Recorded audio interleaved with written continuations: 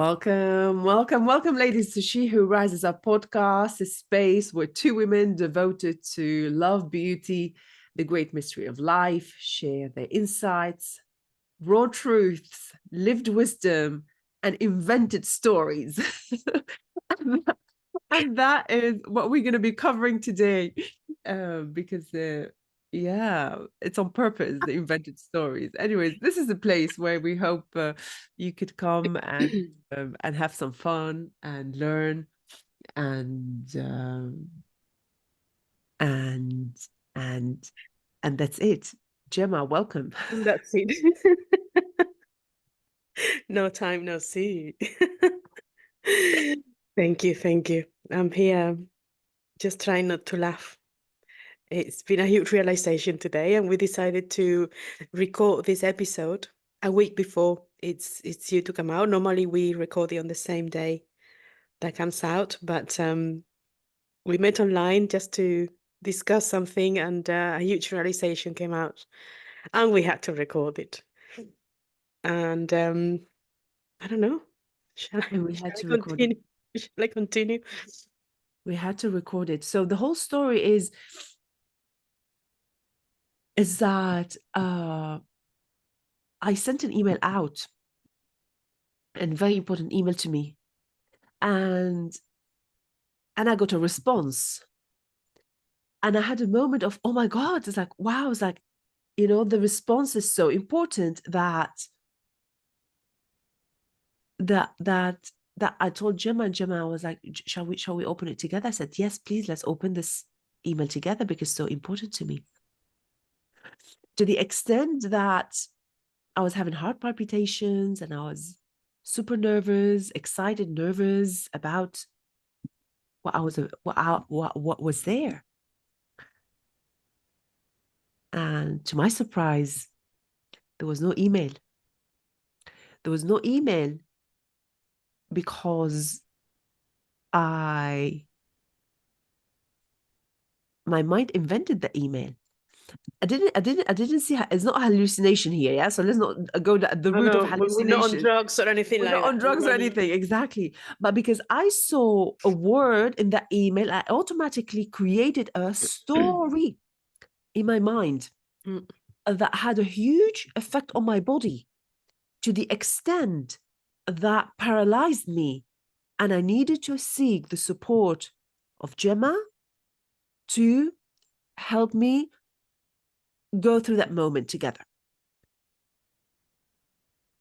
And there was never an email there.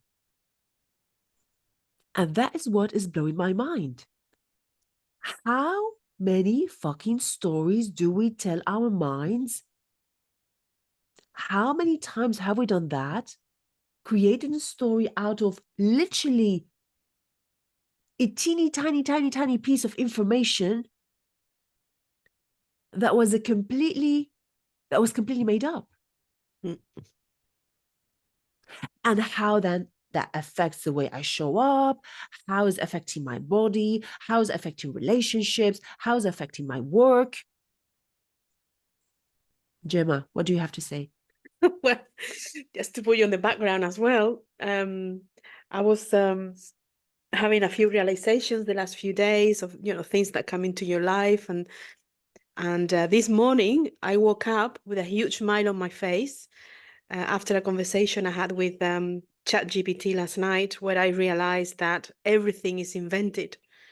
I asked him a few questions about some people online that I used to follow, well, that I still follow.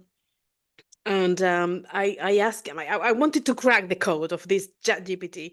So I was asking him questions, and he ended up comparing the story of these people I used to, this, let's call it philosophy, cosmic philosophy, and all that philosophy. And he said, would you like me to make a story of these two philosophies combined? I said, okay.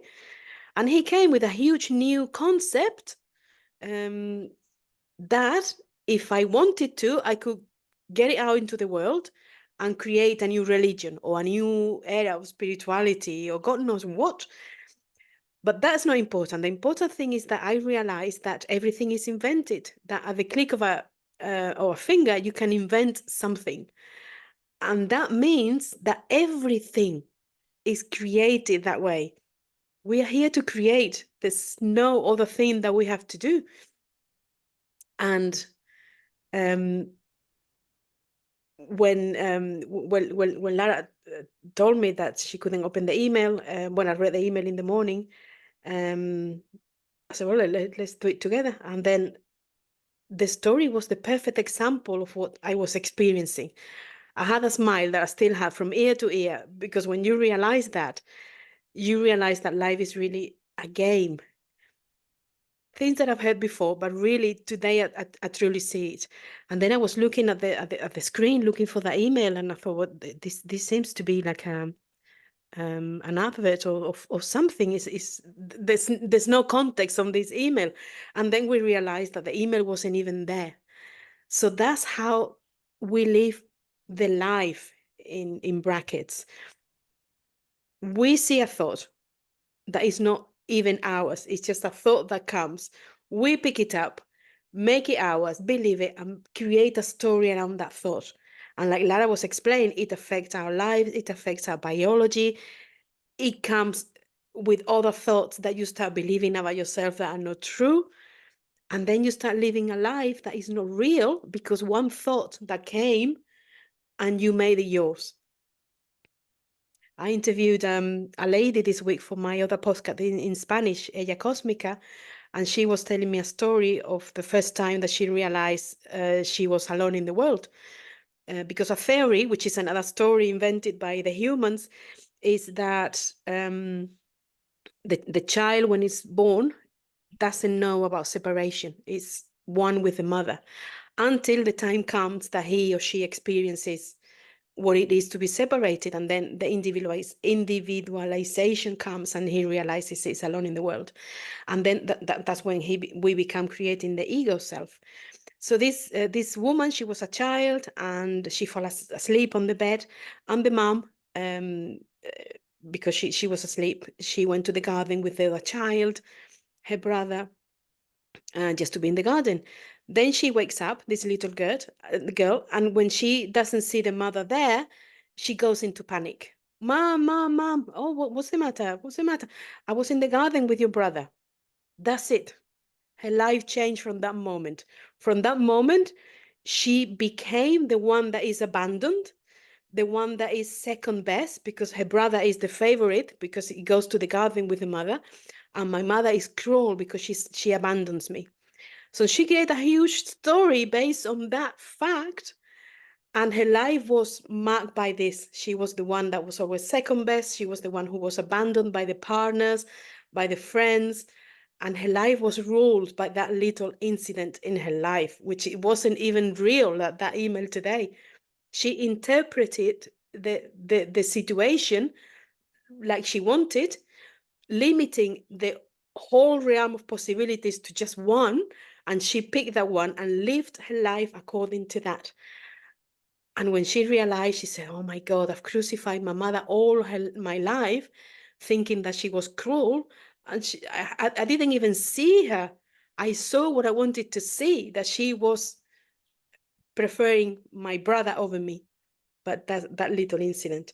And it might sound exaggerated, but it really isn't. If you look into your life, like I've done, we do that every single day. Every single day, we judge people for what we think, for all the beliefs and things that have happened to us, and we filter the person and we put an image in front of them, and we see that. We don't see the person. We have never been with anyone. We have been with the impression that we have of them, with the idea that we have of them. We haven't seen everyone until we see this that that we are actually living lives that are not real. And that's when spirituality and all that tell us that life is an illusion, because we're living from those illusions, lives that are not real. I mean, very recently I realized, which has been part of this awakening today. I realized that all my life I live the life that others wanted me to live. Like my mother, when I was born, told me, "Oh, she's come to look after us when we were old." Indeed, I did. But my dad died, but I looked after her until she died. Maybe I would have done it anyways, but I did it because I was told that was my purpose in life. Go into a relationship and you live the life of that person, so that, because if I want to be loved and liked by him, I need to behave in the way he wants me to be. Otherwise, I'm not going to be loved, because I was told that when I was little. You have to be a good girl, you have to be quiet, and little girls don't answer back. So I do that in every relationship I had with anyone. So I am accepted in the group, in the relationship, in whatever environment.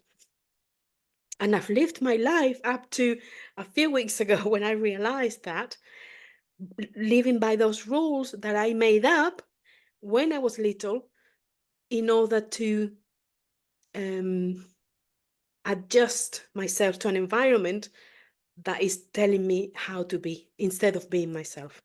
And we all do it. And we all do it. I'll So do it's time, yeah, it's time, because the planets are there telling us, and that's another story, but never mind, that we have to get rid of all the masks and be the authentic selves that we are here to be.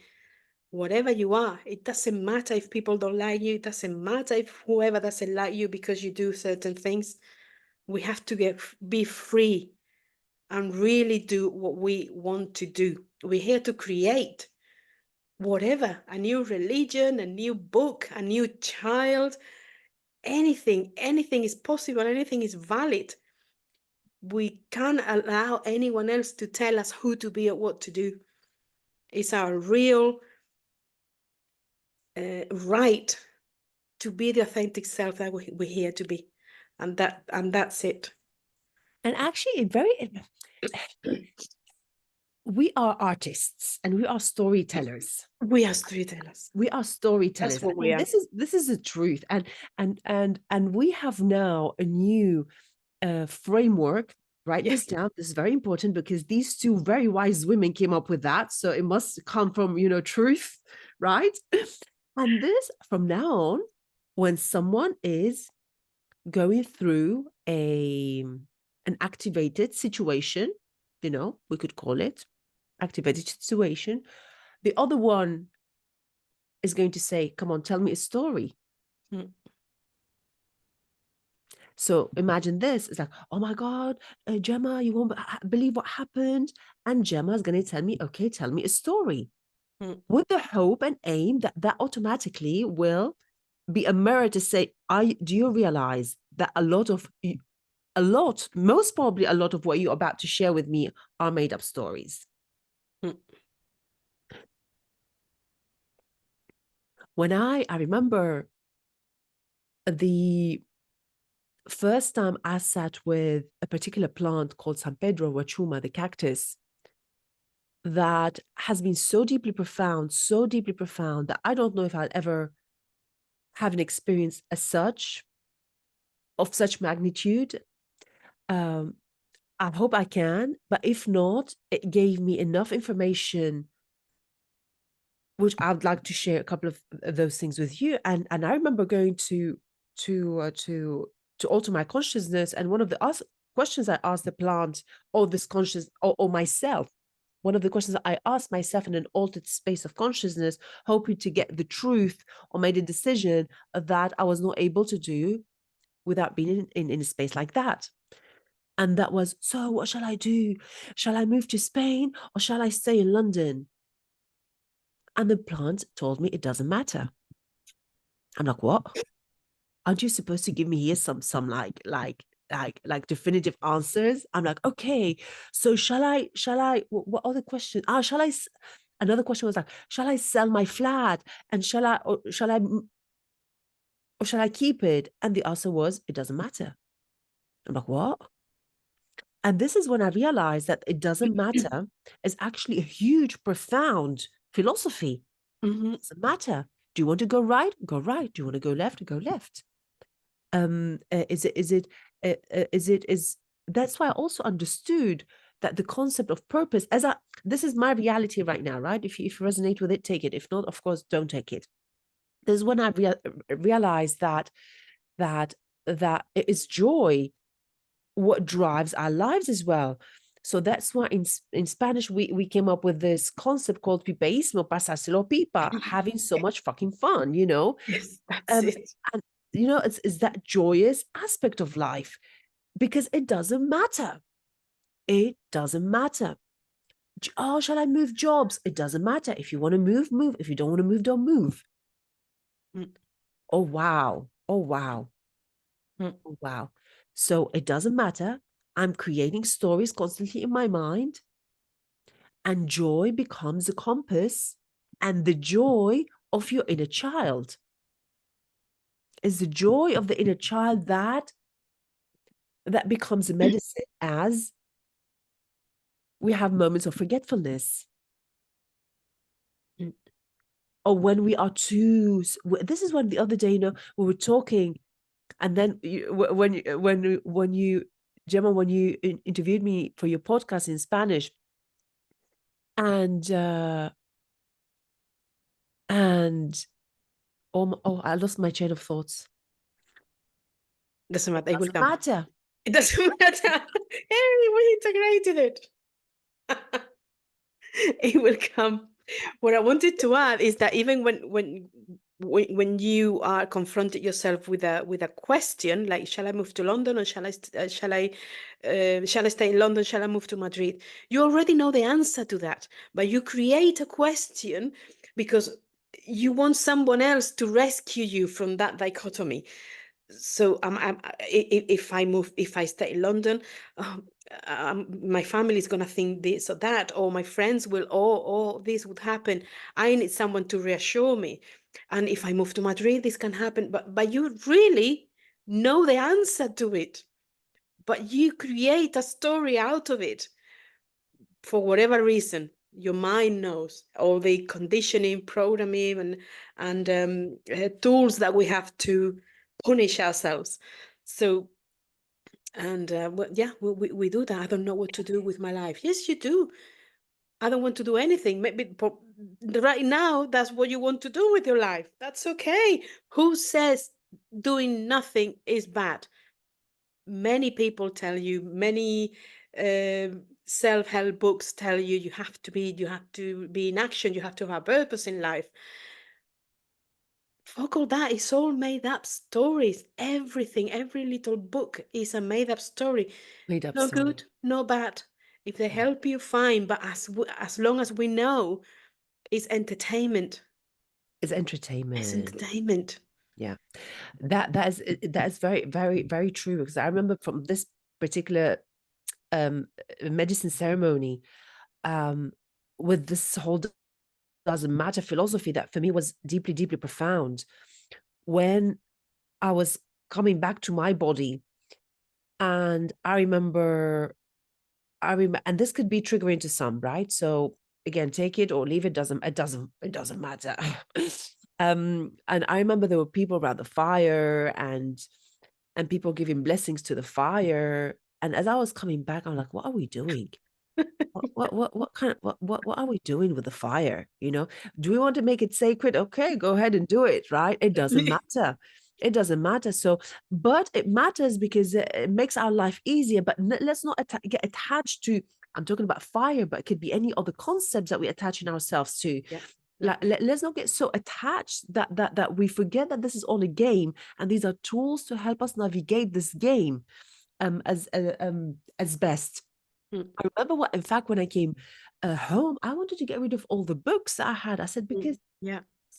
they're all made up. It's like somebody has decided to write this book as gospel, and I'm gonna read it, and okay, I could do it for fun. Yeah, fine. But at the highest level, uh, there was no need for it. There was no need for Yeah, the cards. There was no yeah. need for astrology. There was no need for Nothing, any of nothing, these tools, nothing. and I could play with them. I still love astrology, thanks to you. I still love my flowers.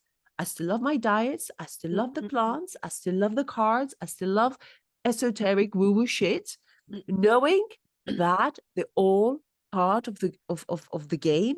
and they're all tools to help me navigate this, and they don't hold the ultimate truth as such. There are tools to help me. That's it. Yeah, yeah, Right. yeah. And that would make a fire sacred with all these books burning. Yeah, yeah, it was very interesting, very Yeah, interesting. That yeah. all these, I understand that. Yeah. yeah, with all these philosophies and all these frameworks, and that's why when I get more into my corporate work, and especially when I used to facilitate leadership programs, more like management and leadership programs, for managers and people leaders, and you get something called leadership models, right? Mhm. And and and I'm like, okay, but this is not the truth. This is not. Oh, I'm this kind of manager. No, no, no. It's giving you it's giving you a teeny tiny bit of information. Don't stick with that. Don't attach yourself to that, um, because ultimately somebody made it up. That has had to come through the filter of a human. So then we Exactly. go without us thinking, oh, because so and so said it, it must Yeah, be true. So let me just follow the game without any discernment, yeah, or exactly. so Exactly. And the thing is, when we attach ourselves to whatever, whatever belief, and I'm not saying beliefs are good or bad, they're just beliefs, yeah, but when we attach ourselves to one belief, we are limiting ourselves to that belief and reducing the field of all possibilities to just that one.